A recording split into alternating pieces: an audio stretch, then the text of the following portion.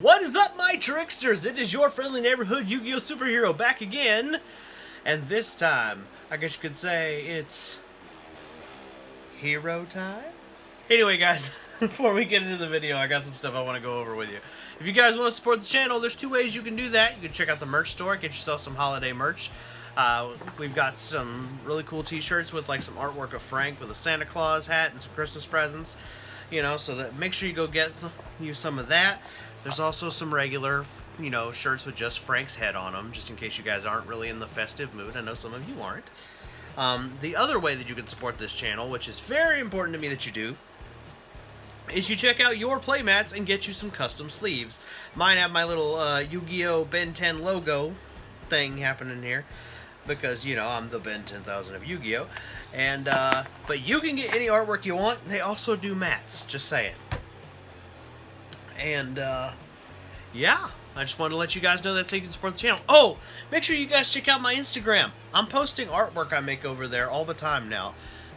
It's just kind of something I do in the interim, you know, is I make some Yu-Gi-Oh art. Sometimes it's just edited photos. Sometimes I'll draw a little anime character of a YouTuber with it. You know, I've had some buddies say they want me to make math art for them, which might be something I might do more of later. But, you know, that's just something I'm thinking about. Anyway, guys, let's get into that hero deck, shall we? Alright, guys, let's do this. So, obviously, we're building a hero deck. This is very budget. Just get FYI, you're not going to see any DPE in here, but there should be plenty of room. So, for those of you who are a little more fortunate in the money department, who can afford a card like that to build it, to put it in this deck, I just don't have the money, so I'm just not going to bother with it. So, first things first, we got our first hero, and that is Neos. Or Honesty Neos. This is basically this guy. Oh, this guy right here. This is the OTK, and one of the OTK enablers. This is the hand trap. This guy, this, by the way, I just recently acquired this card, and I am so glad that I did. This deck was totally missing something like this, and yeah, I'm so glad I finally got myself a copy of Honesty Neos. The next one is we have two Stratos. You know, the Stratos of the deck. The Searcher, and by that way, that back row blowing up trick sometimes comes in handy, just saying. I play a lot of back row decks I don't like on Edo Pro, and he makes short work of them, thankfully. The next one we have is Triple Solid Soldier, because he is solid. I'll, you know, see myself out.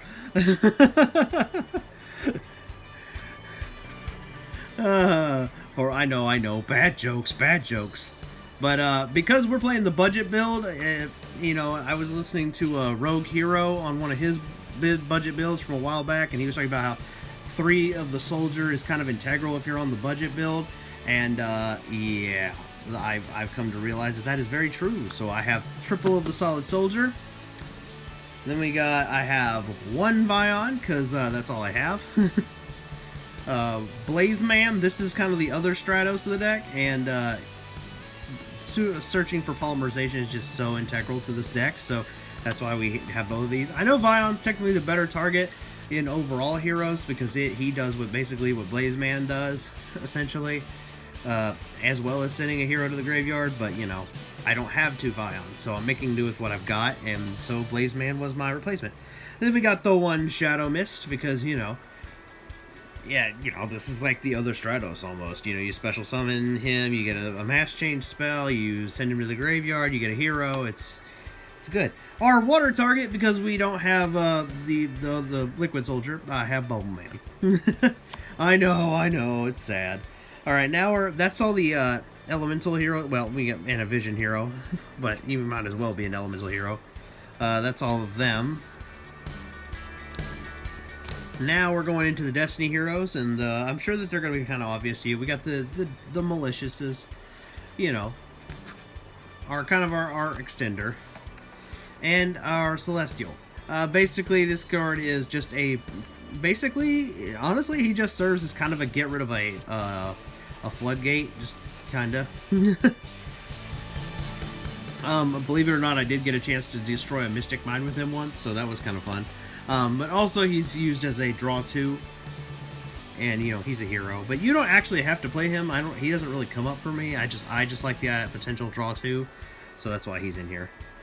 All right, now for the non-heroes. Yes, you heard that right. The non-hero monsters. I know a lot of hero decks don't play non-heroes, but I do. And that is King of the Swamp. Like I said, polymerization plays a big role in this deck, and I need water monsters, and I also needed a way to get to polymerization as quick as possible. So I'm playing King of the Swamp. This card also, by the way, a lot of players on Edo Pro will ash this. Like, they will let Blaze Man go through, but they will ash this. It's very baffling to me. I don't understand why they would do that, but it is what it is.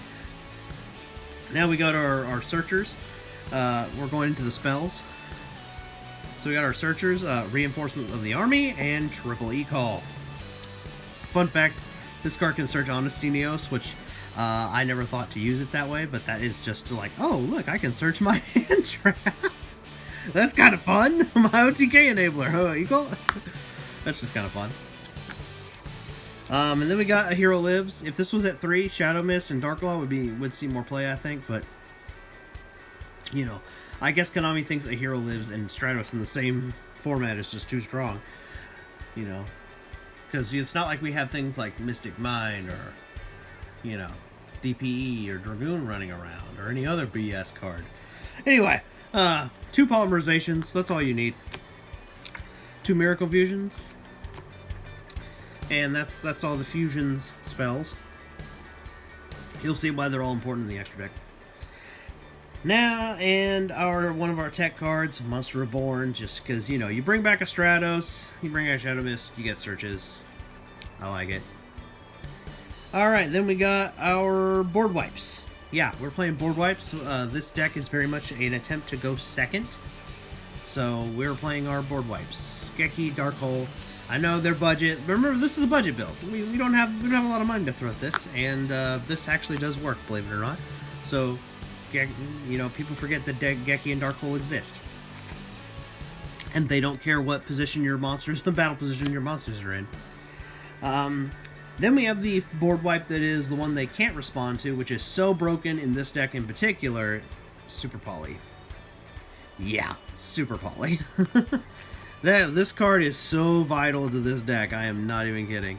Super Poly just, you know, because there's so many different Omni heroes, this thing, like, and then of course we have the other non-hero targets for it, but the point is that this card is just so busted, because basically if this plus hero equals, oh, I'm getting rid of your key monster. Or if they've left out DPE. I have pissed off many a DPE player because of Super Poly. I'm just like, I'm gonna use your dude as fusion material, and watch the steam just. Then we got your mass change because you need those, and then you need Forbidden Chalice. Like I said, guys, this is a budget build, so we got budget negation. This makes this another card that our opponents have to answer. And just like Dark Hole and Raigeki, like you saw, these are cards that if we have to, we can force out negations. Well, you know what I mean? Or make opponents use effects prematurely. Or if we're excuse me, I speak English. If we are forced to go first, you can set this, and hopefully they don't kill you. And give you a chance to come back in the next round. And the last 2 cards that serve a similar purpose to that are Book of Moon. These cards can be used as trap cards, if we need to flip on the opponent's turn and cause them to not be able to go into links and exceeds and synchros. That kind of thing. These cards also are used as protection for our own monsters, because I was uber impressed by the ruling about monsters at search versus cards like Effect Veiler and Imperm. And there's actually a wide variety of cards that, like, this actually does help. So basically the idea is we're playing these cards to make sure that our cards like Stratos go through. Because, like, most of our stuff is fusion based, so it doesn't really care if the monster is face up or face down, because we're going to fuse it off anyway. So Book of Moon really helps you get to keep playing the game. and you don't have to worry about your searches getting interrupted. So that's what this is. It's kind of like almost as helpful as Called by the Grave, which is not in this particular build, but that's okay. Book of Moon seems to work just fine. All right, so now we're gonna go into the extra deck, and you're gonna see most of the cards that I think are important for you to have. First of all, I play double Absolute Zero. This one is for a very biased reason. It's because Absolute Zero is my favorite elemental hero out of all the hero cards in the entire game. This guy's my favorite. I honestly, if I had my way, I would just play him. I would like to build an Absolute Zero like OTK deck, if that makes any sense. You know, where you throw a bunch of like water monsters with this guy out there, but excuse me. Alas, I haven't found the way to do that successfully. So this is, until I can find a way to do that, this is the build of the heroes that I'm currently playing. Just my favorite one is Absolute Zero. I like, you know, I don't know, something about an ice-themed superhero just is appealing to me, so that's there you go. The next one, but then the most important, and probably the most important monster in the entire extra deck is Sunriser. Now, I got lucky and got mine for like $3, which I think was a deal. So, but yeah, Sunriser is just a hell of a card, being able to, like, pop cards. I mean, like, literally between him and Stratos, I can literally wipe out an entire back row. And then, of course, you got the ability to search Miracle Fusion. So it's like a polymerization turns into this guy, gets us Miracle Fusion, and then, like, it's like basically all I ended up doing was trading 2 wimpy heroes in the field for 2 boss heroes. This is just an example. I mean, there's other ones that you could summon off of the Miracle Fusion. I guess we're going to go with our Miracle Fusion / Super Poly targets. Escuardo, The Shining, and Great Tornado. None of these guys are particularly fantastic, to be honest, but they're targets, and they all can come out and be just huge with this guy on the field. Great Tornado is probably one of the better ones, I think, out of the 3, because he can half the opponent's monsters, which, believe it or not, comes up, so you can actually, like, you know, go for a game. Then we're gonna go into our mask heroes, the heroes we summon off of our mask change. You got Deanne here. She kills something, she summons a hero to the field, so that's really cool. One of the things that I don't like about the mask heroes is they're very battle-based, and some of their attack needs to be a little higher, in my opinion, but Deanne is really good. Most of the time I end up using her as a defense, because, you know, she's got 3,000 defense points, so it's like, oh yeah, come get through it. And believe it or not, sometimes the deck just, they waste all the resources, and they just can't get past that 3,000 booty, so...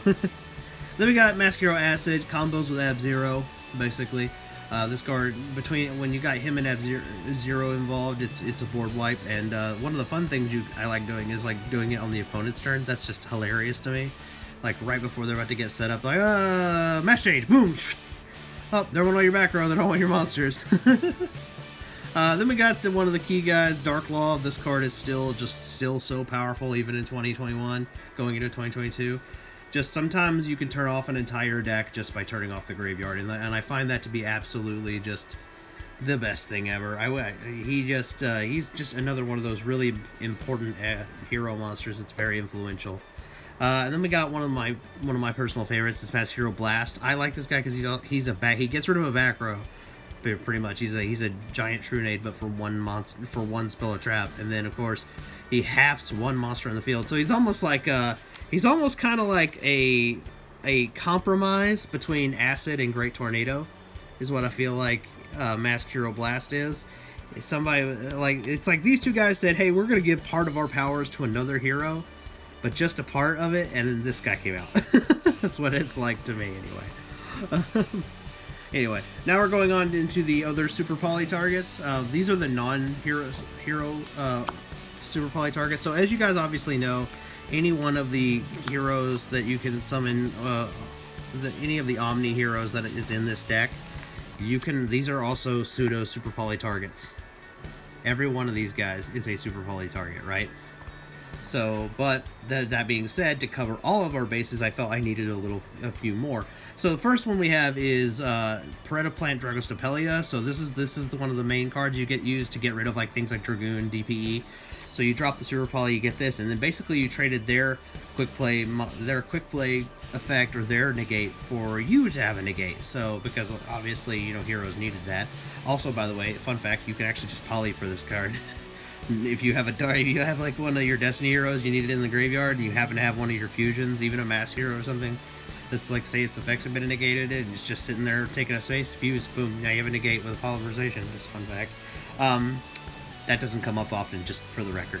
Of course, then we got the infamous Mud Dragon of the Swamp. Basically, this card is the fuck you to Sky Strikers. I found it very amusing when they can't target, which is really funny because he's really not that tough. But for some reason, a lot of Sky Striker players just on Edo Pro seem to get mad at me when he comes out.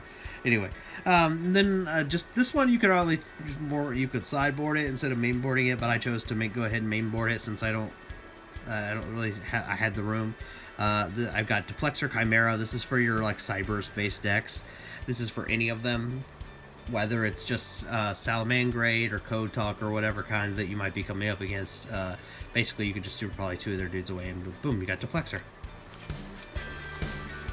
Alrighty, now we got the Link monsters, which honestly I don't really go into all that often, but you could use them.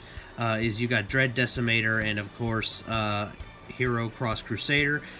Basically, if you're just trying to get rid of stuff, you want to go Cross Crusader, random Destiny hero, then boom, make this guy. That's pretty much it with that one.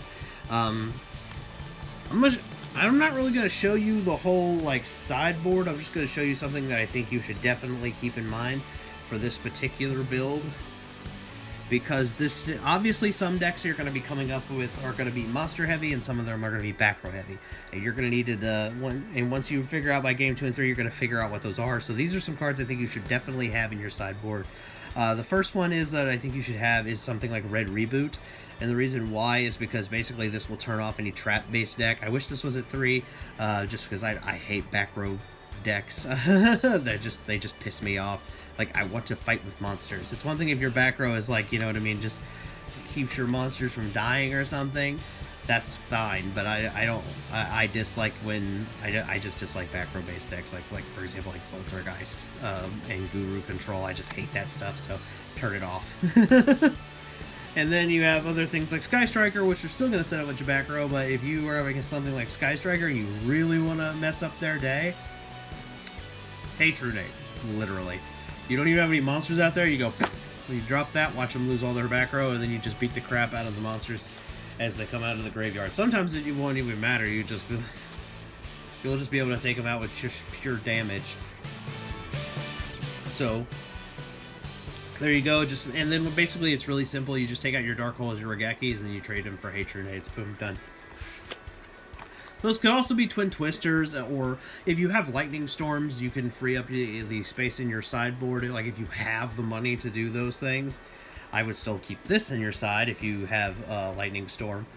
But just because, you know, a little extra defense never hurt anyone. But if, like I said, if you can afford Lightning Storms and stuff like that, go for it. I cannot, so this is what I came up with for a budget build. And this is just some key cards I think you should have in your sideboard.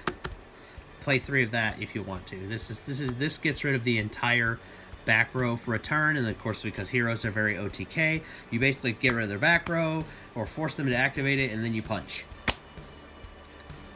And you go for the win. Anyway, guys, that was my budget hero build. This is my personal build. I hope you guys like it. If you have any suggestions for cheap cards to give this deck a boost, please leave those in the comments below. I love hearing y'all's advice. It's always eye-opening for me, and it helps me build better decks without breaking my bank account, which I greatly appreciate it. Because, like, you know, your friendly neighborhood Yu-Gi-Oh! Superhero is a superhero on a budget. Let's just be honest. Anyway, guys, if you're new to the Ben 10,000 yugioh channel, please consider subscribing. Every little bit helps. We are, like, as of making this video, we are, like, literally 3 subs away from 1,200. I'm so psyched. I hope you guys can get me over that mark before, like, the end of the year. That would be a great holiday present. So if you guys would do me a favor, share this video around. Maybe, you know, maybe I get the last 3 subs I need to get to 1,200. And that'll just be a good way to cap off the year for the Ben 10,000 Yugioh channel. And yeah, guys, I'll catch you guys in the next one. Peace.